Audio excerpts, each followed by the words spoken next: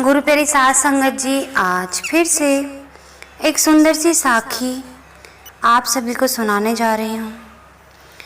गुरु प्यारी साध संगत जी, आज की जो साखी है वो है दान और सम्मान के बारे में।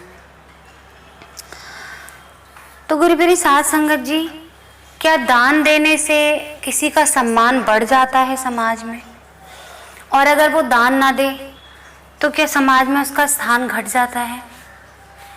दान आखिर है किस बारे में? तो आज की जो साखी है वो इसी बारे में है। गुरु प्यारी साध संगत जी, सुनते हैं आज की ये सुंदर सी साखी। एक समय की बात है, एक शहर में एक कंजूस राजेश नाम का इंसान रहता था। उसकी जो कंजूसी थी वो सर्वप्रसिद्ध थी। हर जगह उसकी कंजूसी के जो चर्चे थे वो फैल रहे थे। वो खाने और पहनने में भी बहुत ज़्यादा कंजूस था। एक बार उसके घर से एक कटोरी गुम हो गई। इसी कटोरी के दुख में राजेश ने 3 दिन तक कुछ खाया नहीं। परिवार के सभी जो लोग थे उसकी कंजूसी से बहुत ज़्यादा परेशान थे। मोहल्ले में उसकी कोई इज्जत ना थी, क्योंकि वो किसी भी सामाजिक कार्य में दान नहीं देता था। एक बार उस राजेश के पड़ोस में धार्मिक कथा का आयोजन हुआ। वेद मंत्रों व उपनिषदों पर आधारित कथा हो रही थी। राजेश को सद्बुद्धि आई तो वो भी कथा सुनने के लिए सत्संग में पहुंच गया, क्योंकि वेद मंत्रों का इतनी जोर से उच्चारण हो रहा था, वहां पे इतनी जोर से पढ़े जा रहे थे कि जब वो उसके कानों में पड़े तो उसकी बुद्धि पर भी असर सा होने लगा। उसे लगा कि मुझे भी ये कथा सुनने के लिए जाना चाहिए। वो वेद मंत्र जैसे उसको खींच रहे हों। सत्संग में ताकत ही ऐसी होती है कि कोई भी बुरा इंसान क्यों ना हो, लेकिन उसके कानों में एक बार सत्संग पड़ जाए तो उसके दिमाग में धीरे धीरे वो बातें घर बनाने लगती हैं। एक विरोधाभास उत्पन्न हो जाता है उसके खुद की जो प्रवृत्ति होती है उसमें और जो वो सुन रहा होता है उसमें। जब वो विरोधाभास उत्पन्न होता है तो उसका मन करता है कि मेरे को भी जाना चाहिए, मेरा भी फर्ज है सत्संग में जाऊं। ये बातें कुछ बदल सी रही हैं मेरी जिंदगी को। तो गुरु प्यारी साध संगत जी, उसके साथ भी ऐसा ही हुआ। वेद के वैज्ञानिक सिद्धांतों को सुनकर उसको भी रस आने लगा, क्योंकि वैदिक सिद्धांत व्यवहारिक व वास्तविकता पर आधारित एवं सत्य और असत्य का बोध कराने वाले होते हैं।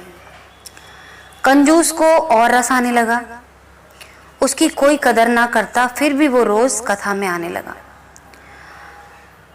कथा की जैसे ही समाप्ति होती थी वो सबसे पहले अपने शंका पूछता था। जो भी उसके मन में सवाल उठते थे कथा में, तो वो उसके मन में जो भी सवाल उठते वो पूछा करता था। इस तरह उसकी रुचि और बढ़ती गई। वैदिक कथा के बाद में लंगर का आयोजन था, इसलिए कथावाचक ने इसकी सूची दी कि कल लंगर होगा। इसके लिए जो श्रद्धा से कुछ भी लाना चाहे या दान करना चाहे तो कर सकता है, क्योंकि जो लोग लंगर लगा रहे थे उनका सिर्फ एक ही मोटिव था कि जो और लोग हैं, जितने भी लोग हैं, गरीब लोग हैं, उन तक लंगर पहुंच जाए। क्योंकि अपने सामर्थ्य के हिसाब से तो वो लंगर लगा ही रहे थे, लंगर और लोगों तक पहुंचे। इसलिए उन्होंने लोगों से कहा कि अगर आपकी मर्जी हो तो आप दान कर सकते हैं, ताकि और बेचारे गरीबों तक खाना पहुंचे, कोई भूखा ना रहे। अपनी अपनी श्रद्धा के अनुसार सभी लोग कुछ ना कुछ लाए। कंजूस के हृदय में जो श्रद्धा पैदा हुई वो भी एक गठरी बांधकर सर पर ले आया। जिसने आज तक कोई दान नहीं दिया था, अपनी कटोरी तक घूमने पर उसने 3 दिन तक खाना नहीं खाया था, वो इंसान आज पहली बार दान के लिए कुछ लेकर आया। क्योंकि सत्संग का जो असर था, सत्संग यानी सत्य का संग, वो हमें अच्छे रास्ते पर चलना सिखाता है। वो हमें प्रेरित करता है कि किस तरह हम अच्छे मार्ग पर चलें। अपनी कमाई का एक हिस्सा, किसी भी तरह कमाई का, आप चाहें अपनी हाथों से किसी की सेवा कर दें, किसी अंधे को रास्ता भी आप पार करा सकते हैं, वो भी आपकी सेवा है। तो सेवा और दान किसी भी रूप में हो सकता है, ज़रूरी नहीं कि वो पैसों में ही आप किसी की सेवा करेंगे या दान करेंगे। तो जो सत्संग होता है वो हमें इसी तरह से लोगों की सेवा और दान करने के लिए प्रेरित करता है, क्योंकि सेवा और दान एक ऐसा रास्ता है जो हमें परमात्मा के करीब लेके जाता है। अब जब कंजूस की बारी आई तो सभी लोग उसको देख रहे थे। कंजूस को विद्वान की ओर बढ़ता देख सभी को हंसी आ गई, जैसे सब लोग उसका मजाक उड़ा रहे थे, क्योंकि बेचारे ने कभी दान नहीं दिया था ना, और उनको घमंड था कि हम दान देते हैं और ये कुछ नहीं देता, ये कंजूस बेचारा क्या देगा। तो उसका मजाक सा उड़ा रहे थे। बहुत गलत बात थी। उन्होंने दान देके भी अपने अहंकार पर काबू पाना नहीं सीखा, तो उनका दान देना व्यर्थ था। जिन लोगों को उस बेचारे पर हंसी आ रही थी, कोई अच्छा काम करने जा रहा है तो आप उसका मजाक उड़ाते हैं, बहुत गलत काम है। एक दान देकर ही आपको सम्मान नहीं मिल जाता।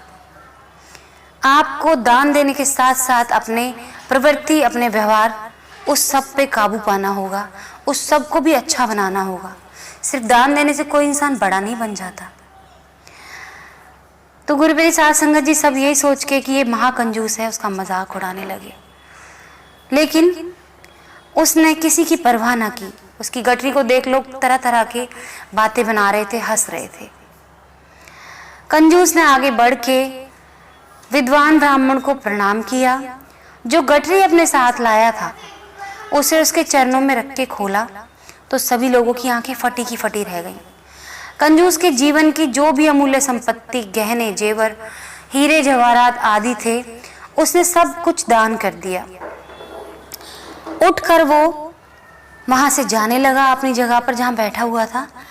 तो जो ब्राह्मण देव थे, जो वहां पर कथा सुना रहे थे, जो सत्संग कर रहे थे, उन्होंने कहा कि महाराज आप वहां नहीं, यहाँ बैठिए। कंजूस बोला, पंडित जी ये तो मेरा आदर नहीं हुआ, ये तो मेरे धन का आदर है। नहीं तो मैं रोज यहाँ आता था और यहीं पर बैठता था, तब तो कोई मुझे नहीं पूछता था।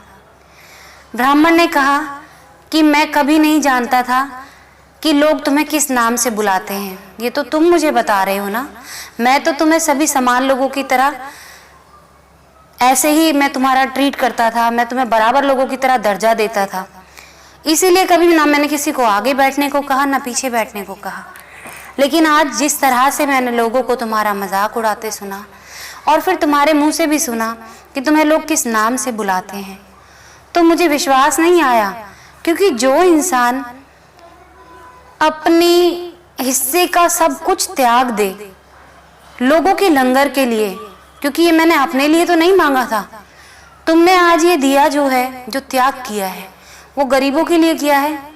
मैंने तो यही कहा था ना कि भूखों तक खाना पहुंचे, कोई भूखा ना रहे, तो आप ये सोच कर ही तो सब कुछ त्याग करके बैठे हैं। यही सम्मान मेरे मन में आपके लिए बढ़ गया है, क्योंकि आपने लोगों के भले के लिए अपना सर्वस्व त्याग दिया है, उसमें लालच नहीं किया। यहाँ पर जितने भी लोगों ने दान किया वो लोग घमंडी थे, इसलिए मैंने किसी को भी आगे आने को नहीं कहा कि आप अपनी जगह बदल के यहाँ बैठिए। सिर्फ आपसे ही क्यों कहा कि आप यहाँ आकर बैठिए। आपसे भी पहले लोग यहाँ पर दान देकर गए हैं और शायद इससे भी बड़ी रकम देकर गए हैं, लेकिन मैंने आपसे इसलिए कहा क्योंकि आपका समर्पण भाव था, आपका सच्चा भाव था। आपने ना किसी का मजाक उड़ाया, ना अहंकार रखा कि मैं इतना सब कुछ दे रहा हूँ। तो आपके व्यवहार और आचरण में और इनके व्यवहार और आचरण में जमीन आसमान का फर्क है। दान देने के साथ साथ, सेवा करने के साथ साथ आपके आचरण, आपके व्यवहार में भी वो मिठास होनी चाहिए, वो नीवापन होना चाहिए, वो आदर भाव होना चाहिए, लोगों के लिए सम्मान होना चाहिए। जब आप लोगों के किसी भी चीज़ का सम्मान करते हैं, उनके विचारों का सम्मान करते हैं, तो आपको भी सम्मान मिलता है। आपने किसी के भले के लिए सोचा तो वही सम्मान जो आपने लोगों को दिया, वही सम्मान के हकदार आप खुद भी हैं, वही सम्मान मैं आपको दे रहा हूँ। इसीलिए मैं आपसे कह रहा हूँ मेरी जगह बैठने के लायक आप हैं यहाँ पर। तो गुरुप्रिय साध संगत जी,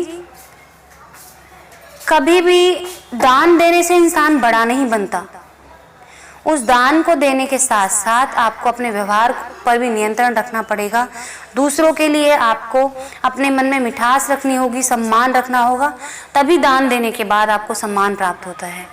नहीं तो अहंकारी इंसान जो होता है और वो सोचे कि मैं इतना दान दे रहा हूँ और मैं बहुत बड़ा अमीर बन जाऊँगा और लोगों में मेरा नाम होगा, तो इस दान का कोई फ़ायदा नहीं है। आपको उस दान से कभी सम्मान नहीं मिलेगा और ना ही आप प्रभु परमात्मा के करीब होंगे। दान और सेवा, उसी की दान सेवा सच्ची कहलाती है जो हर इंसान के लिए अपने मन में आदर भाव रखे, ना कि उसको नीचा दिखाने की कोशिश करे। तो गुरु मेरी साथ संगत जी, आज इसी के साथ इस सुंदर सी साखी को यहीं समाप्त करना चाहूँगी। मिलती हूँ आपसे अपनी अगली वीडियो में नई साखी के साथ। तब तक के लिए खुश रहें, सच्ची सेवा करते रहें।